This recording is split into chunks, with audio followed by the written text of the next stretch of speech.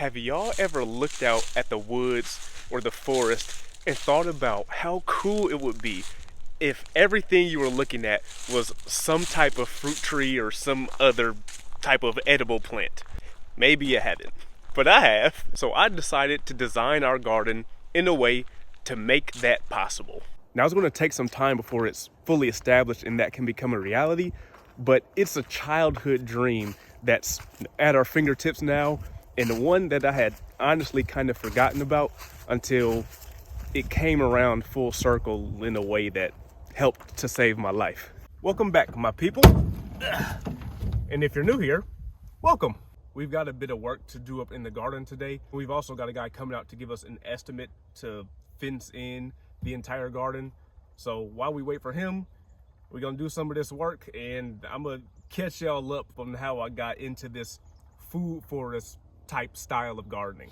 Long before I had got into any type of gardening, I was always fascinated with plants. Like, I can take a seed, stick it into the ground, and food will come up. Like, food will come up out of it.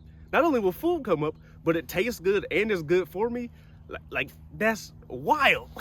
And it was always super cool and interesting to me how Adam and Eve were just kicking it in the garden with God, walking around, picking off of trees and eating stuff growing everywhere, naked and carefree and all of that. Not just playing. But yeah, it was always super interesting to me. Fast forward quite a few years, I'm fresh out of college. I'm done with sports, which had been my whole life up until this point, and they just abruptly stopped. I mean, just hard stop. And they ended in a way that I had never really anticipated or prepared for at all. I wasn't expecting them to end in this manner. And it was such a shock at the time, because for the previous 7 or 8 years leading up to that point, I had been working and training hard because I believed that sports was the avenue that God was going to, work out the purpose that he had revealed to me for my life. And then one day, all of a sudden, just poof, gone. It's up in smoke. My body had broken down to the point where I knew that wasn't finna happen anymore. And when my body broke, my soul went right along with it. So I'm in a hole at this point. I mean, the deepest hole I've ever been in. Hopeless doesn't even begin to describe how I was feeling. So many things are going right. So many things are going well. God is working so many things for me, and then boom, done. It felt like he forsook me. He just left me out to dry. Now I knew it wasn't true because he said he wouldn't do that in his word. But man, if everything wasn't screaming that that's what he did, so I'm begging with them, pleading with them, man, I'm just spiraling hard and fast. Woo. So I'm reaching, grasping for something to slow my fall, something, anything. And this is going on for, a year and a half. These bags of leaves heavy. But yeah, it's going on for a long time. Woo. And one day, I randomly get a thought to plant some seeds. I had bought this little packet of seeds, a couple years prior for a just in case scenario. Y'all ain't seen that side of me yet. Anyway, one day, I somehow managed to drag myself up out the bed. I'm tripping over all the mess that's in my room. I go into my closet and I pull out a beet seed and a tomato seed. Yeah. Hate when I leave the tools I need across the garden. But anyway, I grabbed those seeds. I went downstairs and I grabbed a couple solo cups. I go outside, scoop up some random dirt from the backyard, throw it in the cups, and then I plant the seeds into them. I set them in my windowsill, and then I went right on back into that deep, dark hole. I straight up neglected those seeds for a month straight. And at the end of that month, I got another random thought and burst of energy to clean my room. So I get up, I'm cleaning up this mess, and I get to the windowsill, and I'm getting ready. I look at the cups, and I'm like, and I'm getting ready to throw them away because it's just like dry dirt in there. It looked like a rock sitting in the cup. I'm getting ready to throw it away, and I go, I wonder how the seeds, did or were doing, if they even sprouted at all. So I scrape some of the crustiness off the top, and there underneath like the crust, I see like these sprouts bent over, like trying their hardest to poke up through that dirt that had become a rock. And if that wasn't representative of where my soul was at that point in my life, I don't know what was. I don't know what could have been. So this spark hits me, right? I mean, my soul lights up in a way it hasn't lit up since like I was a child.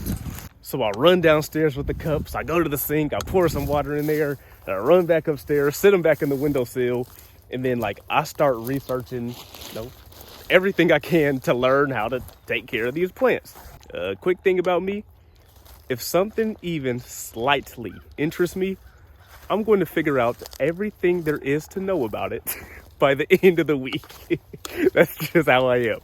So I come across this dude named James Prigioni on YouTube. He has a garden channel, whatever, and he does like a food forest style type garden. And I'm like, this is what I've been thinking about having since I was a kid. Like this would be this is it. Like this is the image I had.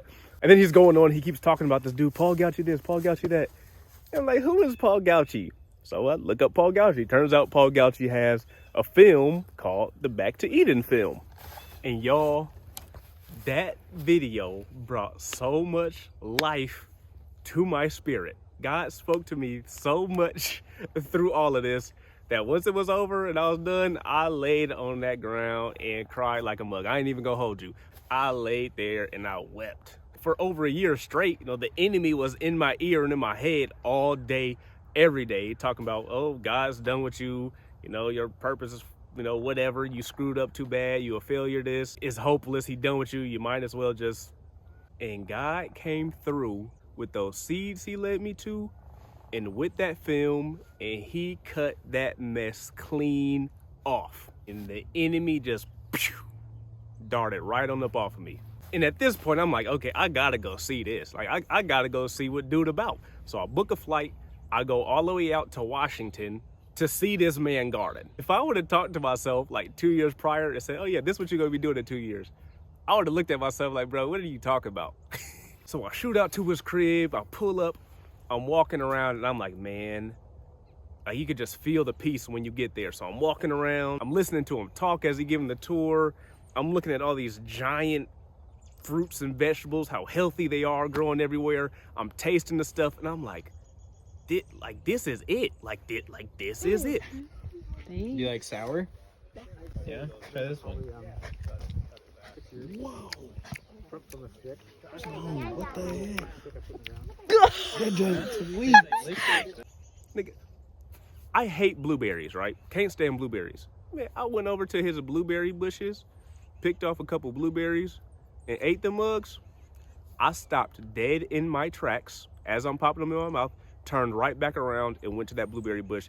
That was my favorite thing of the entire trip. That's why I buy a bunch of blueberry bushes now. And the first thing I thought of when I ate that blueberry, I was like, this tastes like a blueberry. Like, that's the only thing my head could think of. Like, this is what a blueberry is supposed to taste like. So at the end, I'm like I can do this. Like, I can go back home and do this. Not only can I go back home and do it, I have the responsibility to go back home and not just keep it to myself, but to share it with my community, my friends and family and all that. Like, I gotta serve my community somehow with this. I don't know how, but I gotta do it. I get back home, I build a couple gardens for, other friends and family. Gotta tell y'all, man, God is good. No fertilizer, nothing. No watering, nothing. And look. Boom. Look at that. I don't even like radish. Wood chips and compost. I didn't add anything. I didn't till the ground. I ain't do none of that. I put it down and I prayed to the Lord. I asked him to bless it. And he blessed it. If you're saying otherwise, you will lie. I didn't own land at this point. We were in an apartment, so we had to garden out at other people's places. So I did it out at those places for about 2 or 3 years, and then, you know, God led us to all of this, and now we have our own land for me to really do it how I want to do it. Been yapping too long, the fence guy here, but but yeah, the greatest thing looking back now that could have happened to me was for him to strip those sports away from me in the way that he did. And although it caused so much despair, it forced me into a place, into a wilderness where, you know, the only thing that I could do, the only person I could cry out to for help to get me through it and get me out of it was him. Like there was no other way out. And by getting to the place where I recognized there was no other way out and leaning harder into him, I cannot say, being on the other side of it now, I can't say that it was anything at all, period, nothing that I did in my own power to get to where I'm at right now, talking to you like this. Like,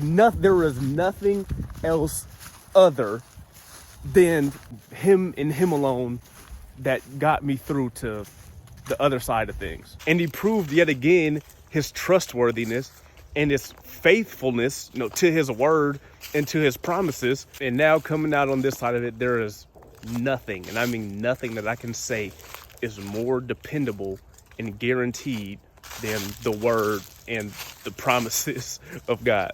That's how the name of this place came about. So if any of y'all have broken or crushed dreams, or you're just down and out of it, I promise you, with everything in me, there is hope in the Lord. I promise you. But yeah, let's catch up with Simone and this fencing guy. He's about to pull up, and we'll explain more about, you know, what's going on and the future plans. Fence guy's here. What's your name again? I'm sorry. Christian. Christian. He's here. So we actually had 2 fencing companies come out, Christian and Casey. Both of them were super cool dudes. They came up, they did their thing, and it went pretty quick, actually. They weren't there long at all. They got the whole area measured, and then we told them what size fence that we wanted, like how tall we wanted it, and also the style that we wanted. We want a functional fence around it, but we also want a fence that looks good too. You know, we don't want just a raggedy fence sitting around our garden. We want a good, appealing fence too. Now, a gate, maybe like 3 gates. One down here on this end, another gate on this other end, so one on both sides, and then like one here, like right in the front. A lot of gardening here, which I'm assuming that's what you guys are going to be doing. Yeah. You guys might hit the hog wire with like quite a bit with like your tools or shovels, and Yeah. it bends really easily, and then it cracks. Okay. And with the chain link, we kind of, it's a little bit more durable, so it lasts. And then chain link, yeah, it just lasts forever. And then I do have a picture of that Cali link, just so you guys Okay. maybe have an idea. This is kind of what it is. Okay, yeah, yep. Oh, yeah. Yeah. It So- looks good. On this end, like a little single gate, and another single gate on this other end to match, and in the front there, where he's walking right now, will be a double gate. So it'll be wide enough for if we want to drive something back up in here, which I don't want to, but just in case, we'll be able to do that. And I also think it would be nice too for when we have like tours, or when y'all come out to see this stuff, you know, have be a nice big grand opening for y'all. So once we get our estimates back and we decide who we're going to go with, you know, we'll be sure to let y'all know more and more in detail about the style of fence and everything. So, yeah, we're going to keep y'all posted. Now, a lot of you guys kept letting us know how badly we needed a fence around our garden. Well, last year, the deer made that abundantly clear already. And I already knew that we were going to need a fence around the garden. I just kind of put it off quite a bit. And if you want to know why I was putting it off, along with some other mistakes that I made in the garden due to being in a new location, you can go check out my gardening channel. I get more in depth into all the type of stuff that we're doing out here and everything.